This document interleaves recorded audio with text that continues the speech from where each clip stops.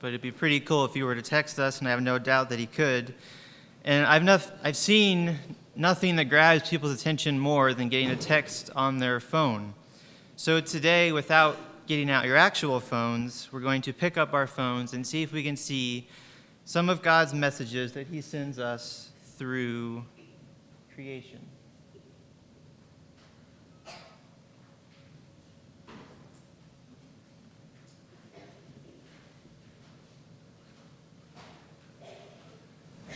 There we go. So we're picking up our phones, what messages God sends us through creation. I love God's creation. It's something that lets me understand and know God better. It's when I feel closest to God is when I'm out in his creation. I've been known to spend 12, 14 hours in a tree stand in the rain or in the snow and come home feeling more refreshed than when I left, which is crazy to me, but I interact with God through his creation and love him more because of it. So today we're going to look at rainbows as our method of looking at God's creation. I gave a small talk a couple months ago on a Sunday night, and Stephen told me twice I should make it a sermon, so I figured I should listen to my elders and preach on this topic today. So we're going to expand on that little talk I gave. We're going to try to see what we can pull from rainbows, and we're not actually really going to talk about promises at all, because the main thing we think about when rainbows is that Genesis 9 account, the promise that God makes to Noah, but in reality, the message of a rainbow is about so much more than God's promises, and I hope to draw that out tonight. There's a lot of cool things that God does in his creation, a lot of cool ways he sets stuff up and how it works. And often when Heidi and I are walking out in nature or taking a walk or something, she'll ask me, well, why does this happen? Why do deer shed their antlers? Why does the sun turn pretty colors when it goes down? And my answer often is, there's a lot of cool science behind that. I could go on for hours talking about it. God set things up in majestic ways, and I'm not going to bore you with the science of rainbows this morning, even though it is cool and I could talk about it for a long time. But I think it is important to at least have a basic understanding of how rainbows work, because when God sets stuff up in his creation, it tells you about who he is.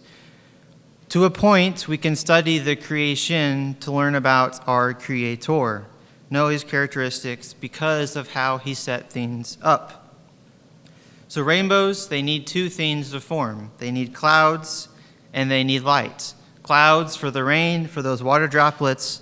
And when that light hits those water droplets at just the right way, it pinballs inside the water droplet and comes out in this beautiful rainbow. So rainbows need clouds, they need rain, and they need light to form. And that's an important point we'll get back to later. Different religions, different belief systems have placed importance on rainbows in their own weird stories. People today will often just stop and look at rainbows. There are not a lot of things in creation that get, no matter who you are, what your background is, will get you to look and stop and stare at the sky because they are amazing. So let's look at how God sets up rainbows in the Bible. So rainbows, they are a big deal, but they have a relatively small presence in the Bible. Only mentioned 4 times. We have Genesis 9, Ezekiel 1, and Revelation 4 that Sean read, and Revelation 10 that we'll get back to. Before studying this, I wasn't really even aware of those other 3 passages. The Genesis 9 story was the big one, but like all things in the Bible, it's not an accident that rainbows were brought up again in the Bible. And if you notice where they're brought up is important too. Beginning, Genesis, middle, Ezekiel, and Revelation. So what's the point of this? Well, it's to make connections, to have a deeper understanding. Rainbows are mentioned in the beginning and talked about the most because that will help us understand the passages in Ezekiel and the passages in Revelation better, and I hope to do that this morning. So we'll start with the account of the flood because that gives us the greatest implications as we're moving forward throughout the Bible to help us understand the meaning. So we know the flood, big catastrophic event. The God-human relationship was failing. God was sorrowful that his creation was turning his back on him, sorrowful that the children he loves were being wicked. And in Genesis 6:6 it says God was grieved in his heart. And from this sorrow comes the righteous judgment of the flood. And if you remember a Wednesday night a couple weeks ago, Ty gave a talk about the flood, about his trip to the Badlands. And it kind of got me thinking, as a kid, I always thought the flood was just this gentle rising of water. All the wicked people were trying to stay alive, and Noah's Ark comes floating by. But that's not how it was at all. The flood was a huge, catastrophic, world-ending event. It was terrible. It was destructive, and a lot of bad came from it. It wasn't just some gradual rise of water or a bad flash flood. It was judgment. It was devastation on a global level. And from this judgment comes the covenant that God makes with the only righteous family on earth, Noah. And that happens in Genesis 9, if you want to turn there. So in Genesis 9, we have the covenant that God makes with Noah, verses 9 through 17.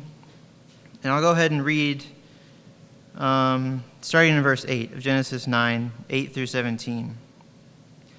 God said to Noah and to his sons with him, "Behold, I establish my covenant with you and your offspring after you, and with every living creature that is with you, the birds, the livestock, and every beast of the earth with you, as many as came out of the ark, it is for every beast of the earth.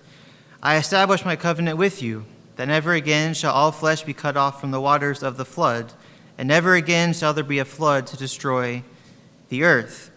And God said, This is the sign of the covenant I make between me and you and every living creature that is with you for all future generations. I have set my bow in the cloud, and it shall be a sign of the covenant between me and the earth.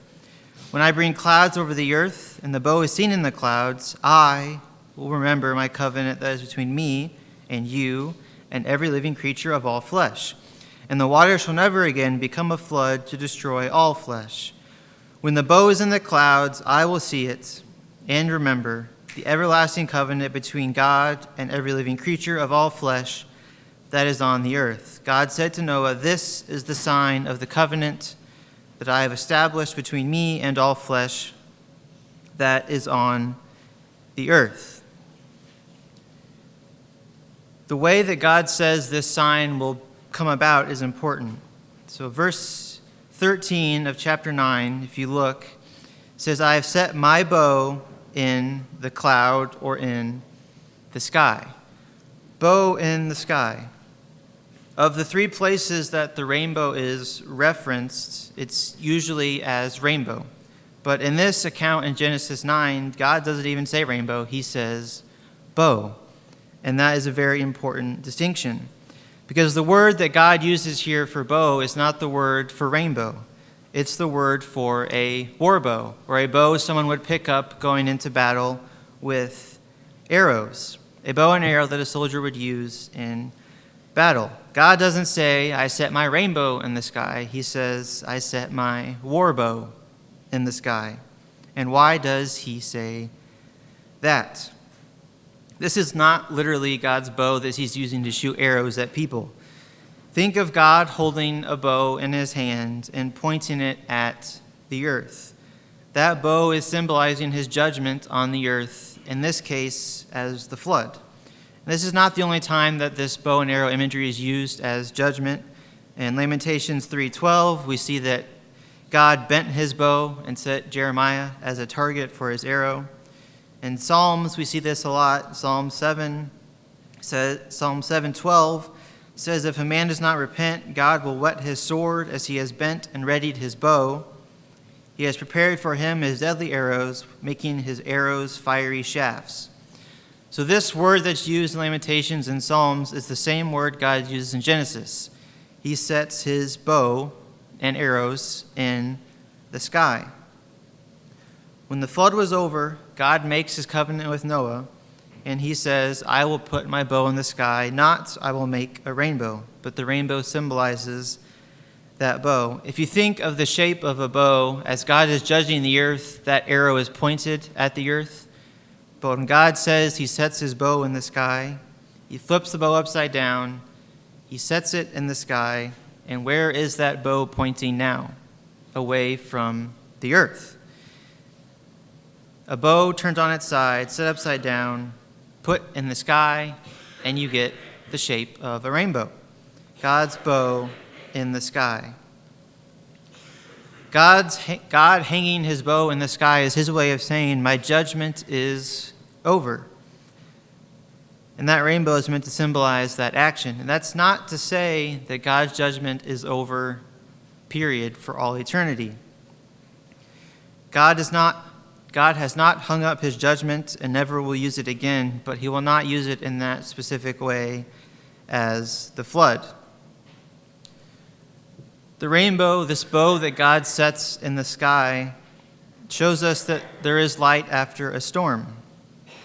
Rainbows are in the middle of a storm and light. You need both storm and light to have a rainbow. Often when we see rainbows, the sky is almost split in two. Light from the sun on one end and dark clouds of rain on the other.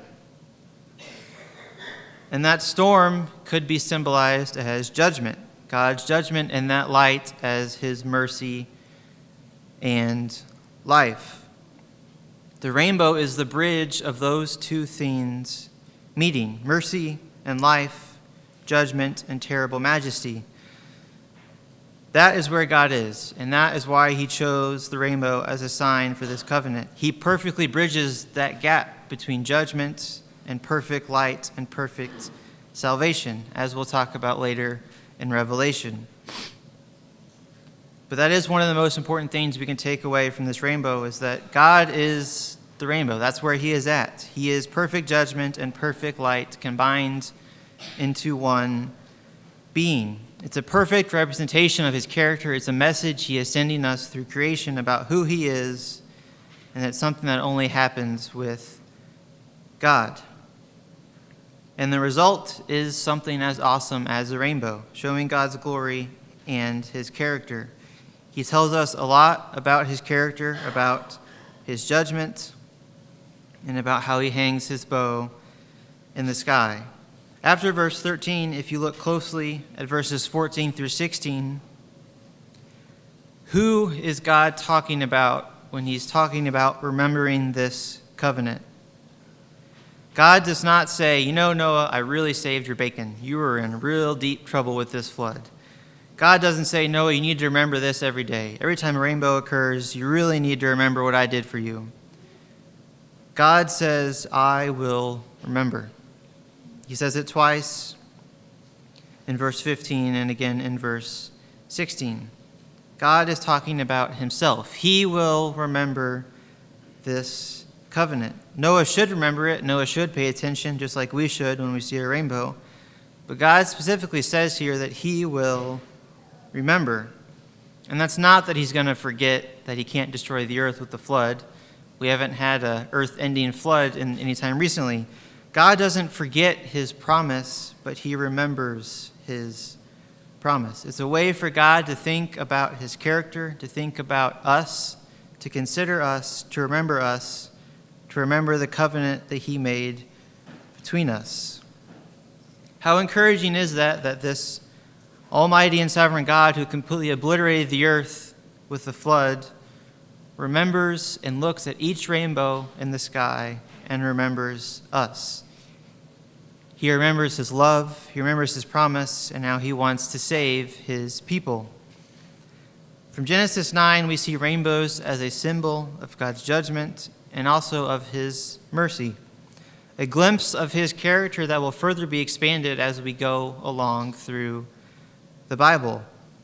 He is a glorious and awesome God who also enjoys looking at rainbows just like we do.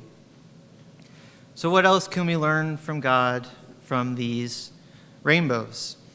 The rest of the time will be devoted to these three passages, one in Ezekiel chapter 1, Revelation 4, and Revelation 10, of rainbows that are mentioned in relation to visions of heaven that these prophets had. And we need that foundation of Genesis 9 to better understand what they're talking about, why they are seeing this rainbow when they're looking into heaven.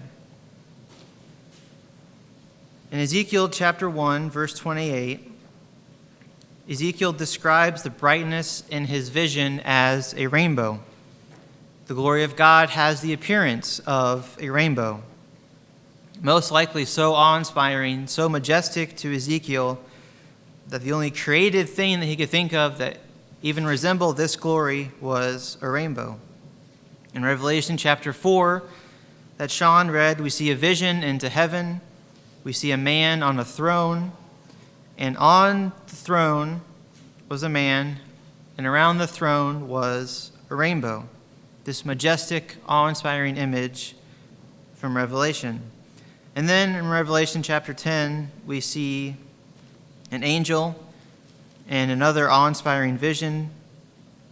This is the vision where John eats a scroll, and this angel has a rainbow around its head as he was delivering this terrific and amazing message to John.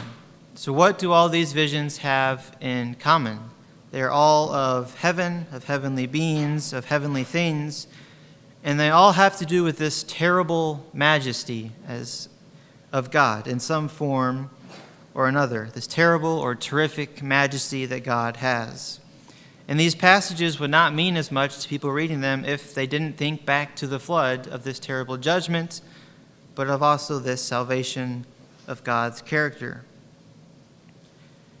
This rainbow image that we see into these men's glimpses into heaven is not just a pretty image.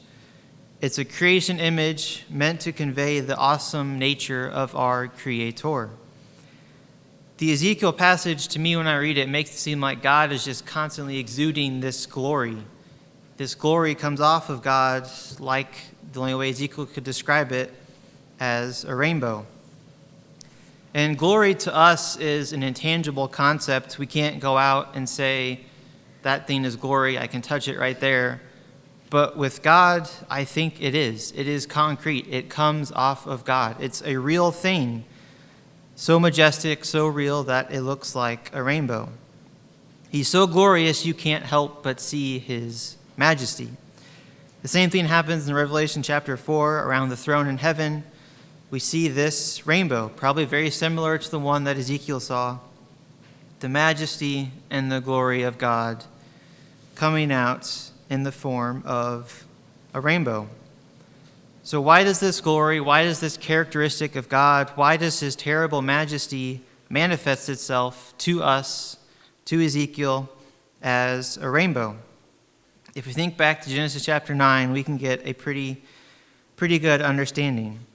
That rainbow perfectly represents God's glory and shows why he is sovereign. Combines that terrible judgment on those who think of themselves as better than the sovereign of the universe with the loving kindness of a father who wants that relationship with his children and will do anything to save them. That's why God is so glorious. That's why his glory is so strong. Ezekiel could see it in heaven. And that's why one day we'll be able to see it too. A terrible, majestic, awe-inspiring, worship-worthy glory.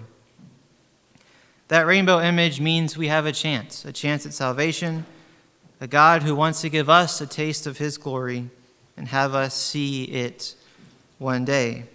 That is the God of creation, the God who saved humanity and remembers us every time that he sees a rainbow.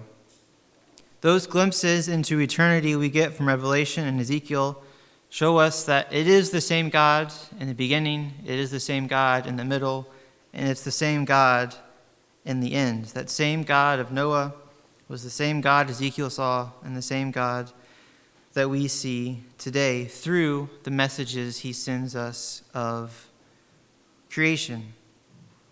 Also, an interesting thing maybe to think about and dwell on is that rainbows need clouds and they need light. And in heaven, it is often described as a cloud of witnesses surrounding the throne. We have the light from God passing through this cloud of witnesses, and maybe we get that rainbow. I encourage you next time you see a rainbow to think of the hope, think of the salvation, think of the terrible power, the terrible majesty, and think of the righteous judgments of our Creator. See the message that he is sending you through that rainbow. Remember his glory. He is a God worthy of our worship and of what that rainbow represents.